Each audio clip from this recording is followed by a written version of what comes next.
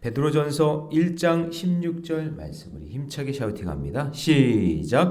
기록되었으되 내가 거룩하니 너희도 거룩할지어다 하셨느니라. 기록되었으되 내가 거룩하니 너희도 거룩할지어다 하셨느니라. 기록되었으되 내가 거룩하니 너희도 거룩할지어다 하셨느니라. 베드로전서 1장 16절 말씀. 아멘. 할렐루야. 네, 너희도 거룩할지어다 라는 제목으로 하나님 말씀 함께 나누겠습니다. 자, 이 베드로전서의 편지에 대한 이야기를 같이 나누고 있습니다. 베드로전서는 뒷부분에 있지만 그리고 분량도 많은 내용은 아니지만 분량이나 위치 때문에 성경의 가치가 떨어진다고 하지 않았죠. 예, 분량이 중요한 게 아니라 왜 이 편지를 쓰게 됐는지, 그리고 이 편지의 내용에 어떤 하나님의 말씀이, 마음이 담겨져 있는지, 그게 중요한 거죠. 자, 이 편지를 받는 사람들이 많은 어려움을 겪고 있었다는 것을 우리가 알 수 있는 것이 어디냐면 우리 7절 한번 가볼까요? 7절 보면 이렇게 표현이 되어 있죠. 너의 믿음의 확실함은 불로 연단하여도 없어질 금보다 더 귀하다, 이렇게 돼 있죠. 그러니까 지금 베드로가 이야기하는 이 상황 속에 그 사람들이, 이 편지를 받는 사람들이 얼마나 힘들었냐면 마치 불로 연단을 받는 것 같이, 불의 시험을 당하는 것 같이, 그렇게 힘들고 어려웠다라는 것을 우리가 알 수 있죠. 그래서 어느 정도였냐면은 기록에 의하면 예수 믿는 가정에서 자녀가 태어나잖아요. 그러면 아기가 태어나면 그냥 바로 잡아다가 사자밥이 되게 하고 막 그랬다는 거예요. 그래서 이 예수 믿는 사람들이 그냥 일반적으로 평범한 사람들과 살면 다 들통이 나니까 일부러 땅을 파고 들어가서 카타콤이라는 이제 무덤인데 그 무덤 안에서 살았대요. 들키지 않으려고. 그래서 그 무덤을 계속 파서 찾지 못할 정도로, 그래서 그 안에서 예배드리고 그 안에서 믿음 생활했다라는 그런 기록들이 있어요. 자, 그런데 참 힘들고 어려운 그런 인생길을 걸어갔겠죠. 이 큰 환난을 겪게 될 이들을 위로하면서 믿음 잃어버리지 말라고, 끝까지 우리 믿음 지키자고, 할렐루야, 끝까지 이 새벽 전환을 지키자고, 그렇게 얘기하면서 이게 말씀을 전하고 있는 거죠. 자, 그 내용을 한번 이제 살펴보겠습니다. 그러면서 이제 외친 내용이 뭐냐면 나도 거룩하니까 너희도 거룩해라. 이 거룩에 대한 이 메시지를 주고 있는 거죠. 자, 그럼 이 거룩을 위해서 우리가 가야 할 일에 대한 세 가지를 함께 나눠보겠습니다. 그 첫 번째는 뭐냐면 말씀 묵상의 꽃과 열매를 알아야 된다라는 거예요. 말씀이 중요한데 그 말씀 묵상에 꽃과 열매가 있다라는 것. 자, 여러분 이제 10절을 한번 보세요. 10절에 보면 이런 표현이 나오죠. 이 구원에 대하여는 너희가 이 말 은혜에 예언하던, 자, 밑줄을 한번 쳐보세요. 선지자들이 연구하고 부지런히 살폈다. 자, 선지자들이 연구하고 부지런히 살핀 게 뭐예요? 하나님의 말씀이겠죠, 말씀. 그죠? 그 다음에 11절 말씀 한번 같이 읽습니다. 시작. 자기 속에 계신 그리스도의 영이 그 받으실 고난과 후에 받으실 영광을 미리 증언했는데, 이 미리 증언한 내용이 뭐예요? 하나님의 말씀이다 라는 거죠. 그리고 12절도 보니까 이 섬긴 바가 자기를 위한 것이 아니요 너희를 위한 것임이 계시로 알게 되었는데, 그 계시를 적은 말씀이 하나님의 말씀이고, 이것은 하늘로부터 보내신 성령을 힘입어 복음을 전하는 자들로 이제 너희에게 알렸다. 그 예전부터 선지자들이 그렇게 얘기했던 그 말씀, 하나님께서 기록하라 했던 그 말씀을 지금 이제 너희에게 전한다, 그런 이야기죠. 그러니까 이 구원에 대하여 계속해서 이야기한다, 하나님의 말씀에 대하여 계속해서 이야기한다 라고 하는 거죠. 근데 이 복음이 약속의 말씀이 되어서 이 시대마다 성령께서 역사하시고 많은 사람들이 그걸 목숨처럼 여기고, 선지자들이 지키고 또 그냥 제사장들이 지키고 또 주의 종들이 계속 지키고 오늘까지 계속 내려와서 오늘 제가 여러분에게 또 전하고 있는 거죠. 할렐루야. 그래서 이게 은혜예요. 이 성경 말씀을요, 사람들이 지키려고 그렇게 목숨을 버려가면서 주의 말씀을 전해서 지금 저와 여러분이 이렇게 듣는 거예요. 그래서 대동강에 토마스 선교사님 제가 늘 얘기하잖아요.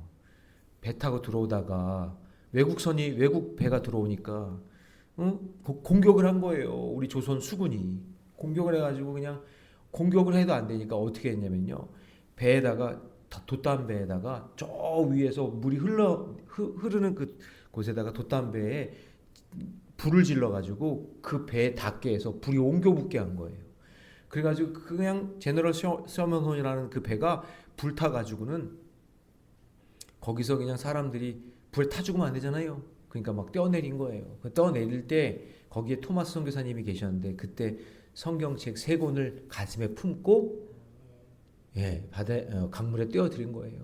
그래서 살려고 수영을 해가지고 나왔는데 이 조선 수군들이 딱 보고 있다가 그 토마스 선교사님 그 품에 있는 성경책을 뺏고 그냥 그 자리에서 그냥 목을 베서 죽였어요. 그때 전해준 그 성경책 그 3권 그 3권을 받아들인 사람들 때문에 그때 하나님 말씀이 전해지게 되고 그 말씀을 접한 사람들에 의해서 교회가 세워지고 복음이 전해진 거예요. 그러니까 그렇게 이 말씀을 전하려고 그 말씀을 사모하는 마음에 그렇게 목숨 걸었던 사람들이 있었기 때문에 오늘 저와 여러분들이 이렇게 성경을 이렇게 읽고 있는 거예요. 감사하죠. 진짜 감사한 일이죠. 그래서 그렇게 복음이 전해져 내려왔다. 그 이야기를 지금 10절, 11절, 12절에서 이렇게 선지자들을 통해서 후일에 계속해서 고난받는 자들을 통해 지금 우리에게까지 알려지게 됐다라는 것을 이야기하는 거죠. 그래서 이 전해진 복음으로 구원을 깨닫게 하신 것처럼 우리도 날마다 강단에서 선포되는 말씀, 우리가 말씀 묵상하는 이 모든 것을 함께 듣고 깨달으면서 믿음의 길을 걸어가야 된다라는 거예요. 자, 그런데 이 말씀이 계속해서 전해졌던 것은 누군가의 어떤 순종과 적용과 또 열매가 있었겠죠? 여러분 한번 생각해 보세요. 누군가가 복음을 들었어요. 그 복음을 들었어. 그래서 깨달았어.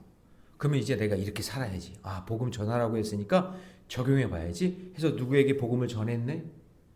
그랬더니 그 사람이 예수를 믿고 구원을 받았네. 그 열매를 얻은 거죠. 그래서 자, 저를 한번 따라해 봅시다. 말씀 묵상의 꽃은 적용이요. 말씀 묵상의 열매는 말씀 묵상의 열매는 영혼 구원이다. 그래서 어떤 목사님이 이렇게 얘기해요. 큐티의 꽃은 적용이고 큐티의 열매는 영혼 구원에 있는 거예요. 오늘 여러분 이 새벽에 말씀 들었죠? 그러면 그 말씀이 꽃이 되려면 적용을 해야 돼요. 듣고 나면 끝나면 안 되고 그 다음에 그렇게 적용을 하면 열매가 맺게 되어 있는데 그 열매는 뭐냐면 영혼 구원에 있다라는 거예요. 믿으시기 바랍니다. 네. 그래서 자, 적용 질문 드립니다. 나는 매일 묵상하는 말씀이 나의 삶의 적용을 넘어 한 영혼 구원으로 이어지고 있습니까? 여러분 말씀 묵상하고 듣고 그냥 그 자리에서 잊어버리면 안 되고 들었으면 적용하고 생명 살리는 일까지 가시기를 주님의 이름으로 축복합니다. 자, 2번째, 그럼 거룩을 위해 또 해야 될 일이 있는데 그건 뭐냐면 영적인 긴장감을 놓치면 안 된다라는 거예요. 자, 우리 13절 한번 같이 읽습니다. 13절 시작. 그러므로 너희 마음의 허리를 동이고 근신하여 예수 그리스도께서 나타나실 때에 너희에게 가져다 주실 은혜를 온전히 바랄지어다. 자, 여러분 그러므로라고 되어 있죠.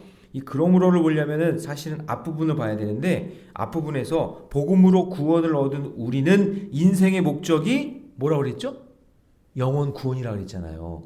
그죠? 인생의 목적이 영혼 구원에 있으니 그 영혼 구원에 있는 그 적용이 어떻게 돼야 되는가를 이제 구체적으로 이야기하는 게 13절이에요. 그래서 그 13절 뒷부분에 보면 이렇게 돼 있죠. 그러므로 너희 마음에 어디를 허리를 동이고 근신하여. 그러니까 오직 은혜로 받은 구원이지만 이 받은 구원을 소중히 여기고 잘 관리하기 위해서 허리를 어떻게 하라고요? 묶어라. 그 얘기예요. 그냥 말씀 듣고 그냥 에벨레 하고 그냥 그렇게 살지 말고 말씀을 딱 들었으면 허리를 딱 동이고 그렇게 한번 살아보자 라고 이야기하는 거죠. 그런데 이제 구원받았다고 하면서 우리가 말씀을 들었다고 하고 직분도 받고 막 장로도 되고 권사도 되고 목사도 되고 막 그러는데 이제 말씀을 받았는데 허리띠가 풀려가지고 말이죠. 이제 아이고 직분 받았으니까 끝. 이제 안 해도 돼. 나는 이제 구원 받았으니까 끝. 이제 안 해도 돼. 이제 그게 아니라 구원 받은 게 시작이라는 얘기예요. 구원 받았으니 이제 허리를 동이고 근신해서 하나님께서 맡겨진 사명 끝까지 감당해야 된다라는 거예요. 믿으십니까? 예. 그래서 예수 그리스도께서 나타나실 때에 너희에게 가져다 두실 은혜를 온전히 바라라. 그렇게 허리를 딱 동이고 영적인 긴장을 하고 살아갈 때 하나님께서 우리에게 은혜를 주신다라는 것이죠. 그래서 여러분, 저도 그렇지만 이 영적인 긴장감이 풀어지는 순간 삶의 줄이 느슨해져요. 영적으로 흐려져요.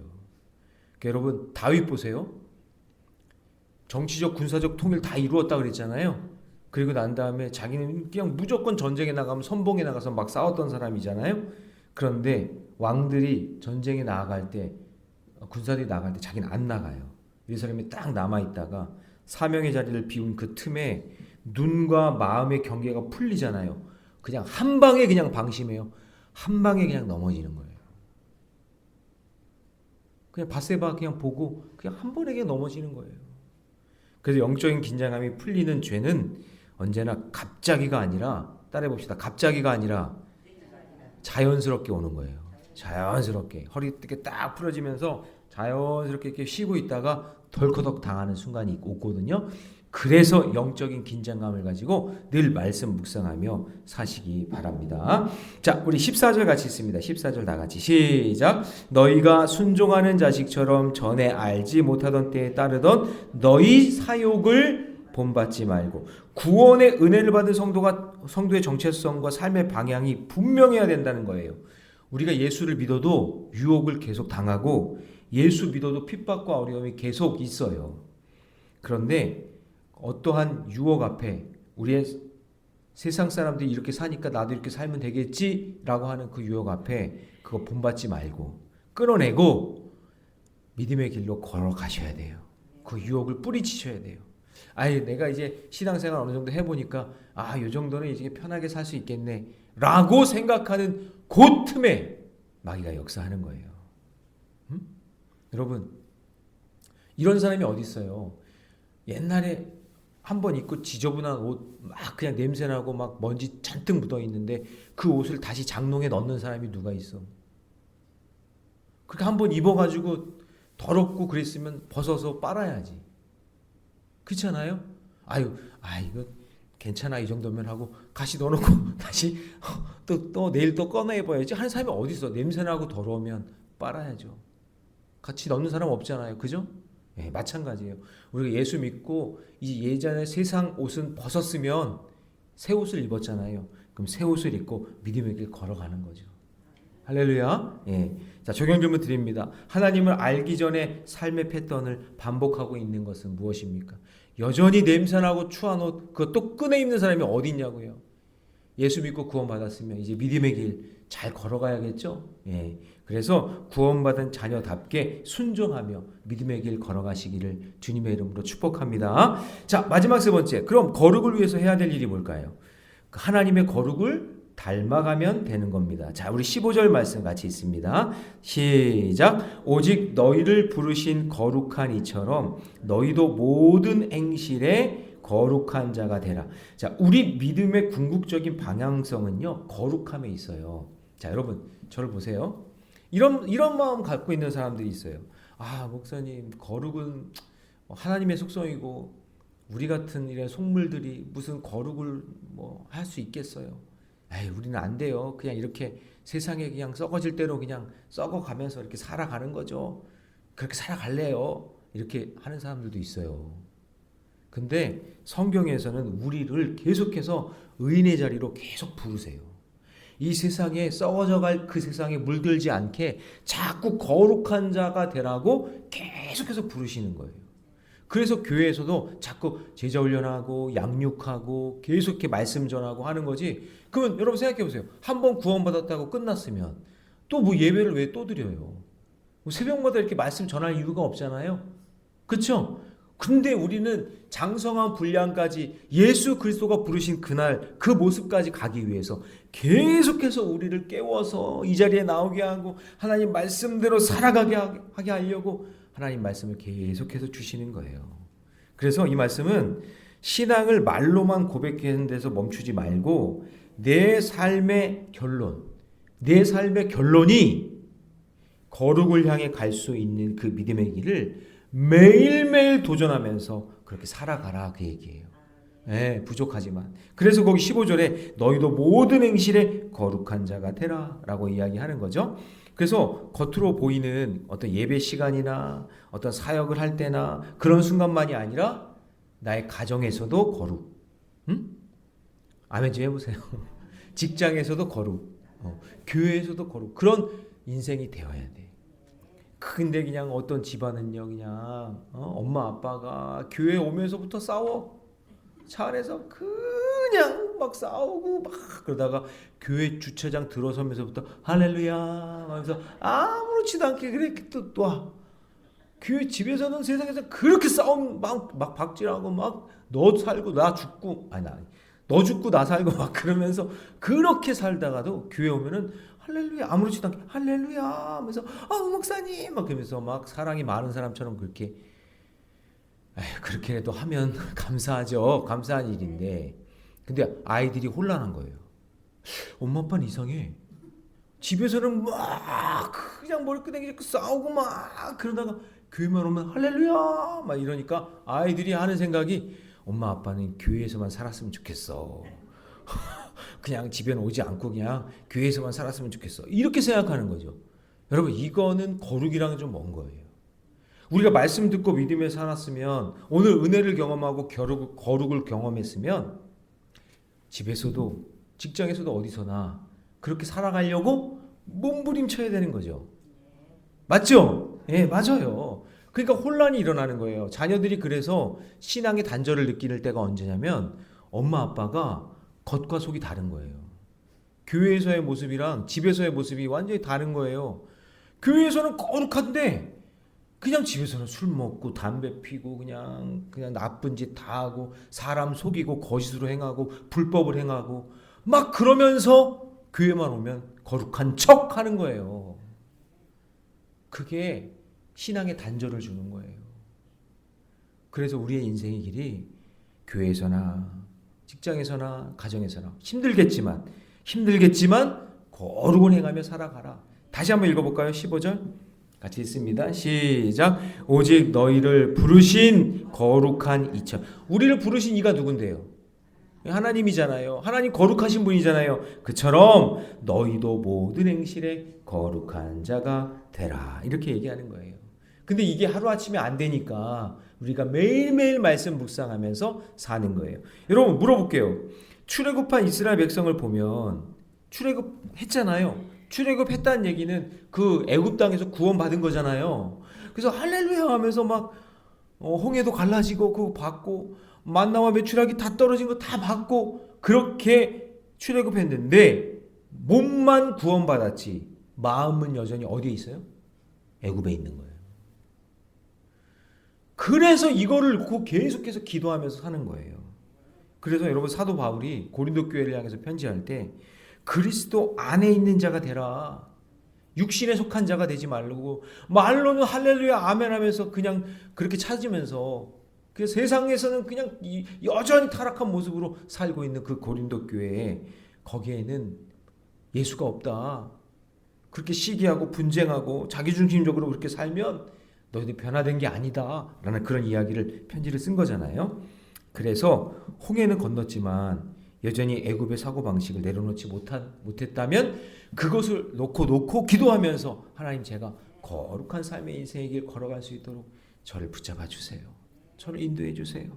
그렇게 살아가는 저와 여러분이 되시기 바랍니다. 예수님을 믿는다는 사실이 곧 애굽을 떠났다는 뜻은 아니에요. 잘 보세요. 몸은 떠났지만 마음이 떠나지 않았으면 광야에서도 여전히 애굽 타령하잖아요. 그렇죠? 그래서 계속해서 거룩을 훈련하며 믿음의 길을 걷는 겁니다. 저 여러분이 그런 인생 사시기를 축복합니다. 자, 적용 질문 드립니다. 나는 여전히 애굽의 방식을 붙들고 있는가?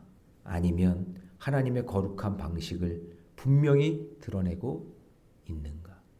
오늘 저와 여러분이 거룩을 선택하고 주님 저 아직도 부족하니까 계속해서 말씀과 기도로 살겠습니다.